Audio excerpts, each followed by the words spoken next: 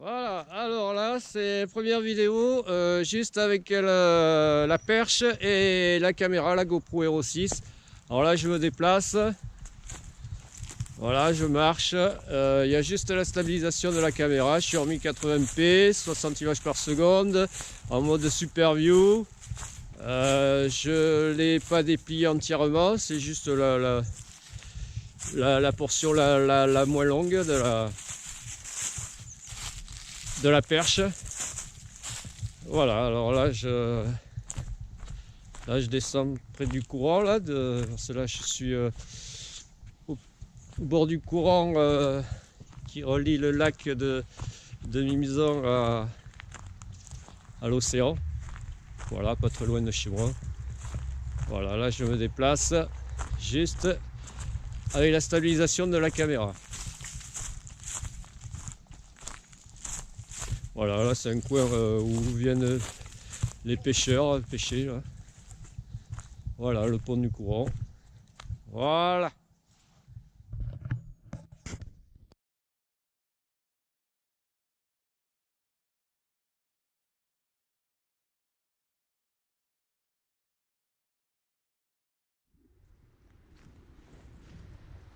Voilà, alors là, deuxième test, la caméra toujours sur la perche, mais cette fois-ci avec le stabilisateur 3 axes, le Feiyu WG2. Voilà, là on a une stabilisation avec 3 axes. Normalement, si je bouge la perche, ça devrait être nickel, la stabilisation. Alors pareil, là je vais me déplacer. Voilà, là je marche tranquille. Pareil, je fais toujours le même parcours tout à l'heure.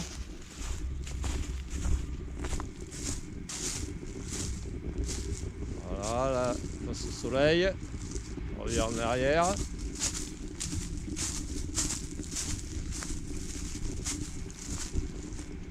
Là, je descends. Dans du courant. Là, je vais grimper, là. Il y a les racines. Hop. Voilà, et je vais aller en direction du pont.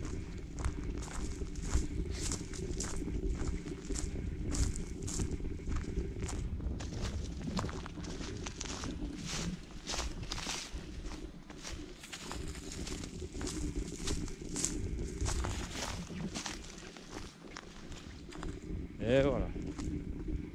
Là, on va couper là.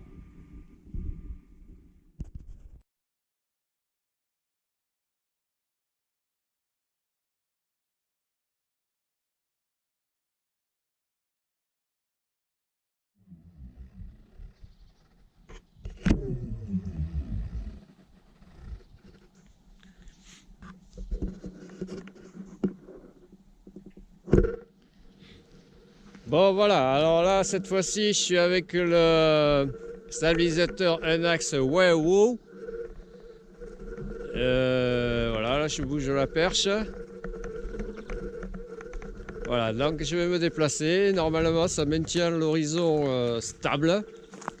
Après, s'il y a des mouvements, autres mouvements dans l'autre sens, ben, il n'y a que la caméra qui stabilise. Mais est-ce que vraiment ça nuit pas à la stabilisation de la caméra, le fait que elle soit fixée à un stabilisateur, un axe, on va voir.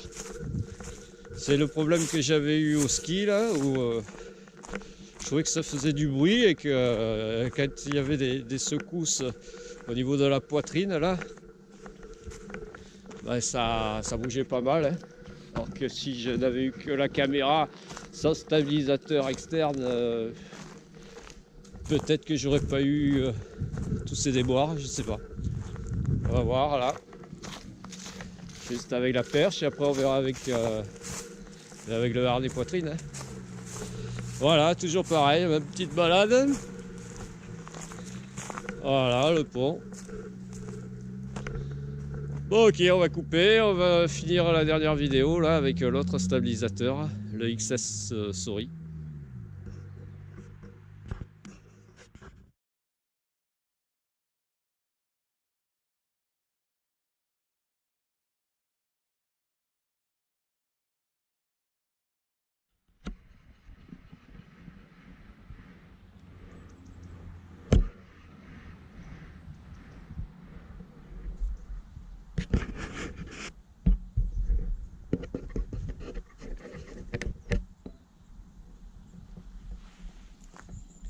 Voilà, alors cette fois-ci je suis avec le stabilisateur Unax XS Soris Steady Electrocube. Voilà, apparemment il a l'air plus souple, enfin plus souple, et il met plus de temps à revenir en position que l'autre, le Wahoo. Il est plus, comment dire, sensible, moins sensible quoi. C'est-à-dire que je pense qu'il devrait générer moins de turbulences, de sauts à l'image. On va voir. Pareil, je bouge un peu la perche.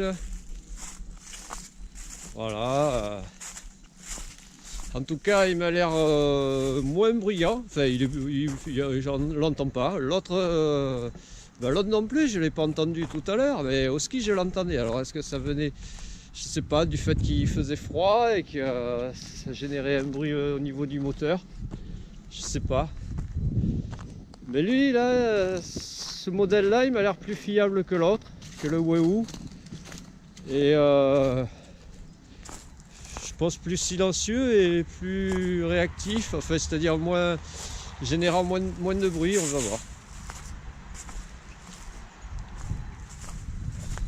Voilà.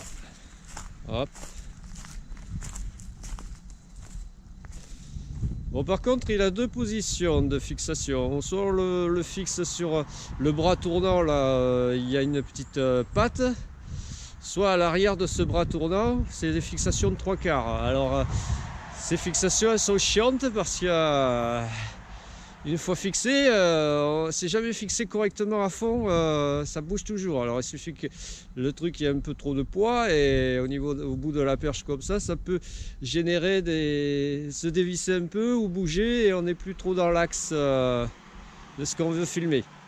Voilà le seul inconvénient que je reprocherais, à moins de le fixer sur non pas sur la patte, mais carrément à l'arrière, là où la deuxième fixation à l'arrière, où il bougerait peut-être moins, je sais pas.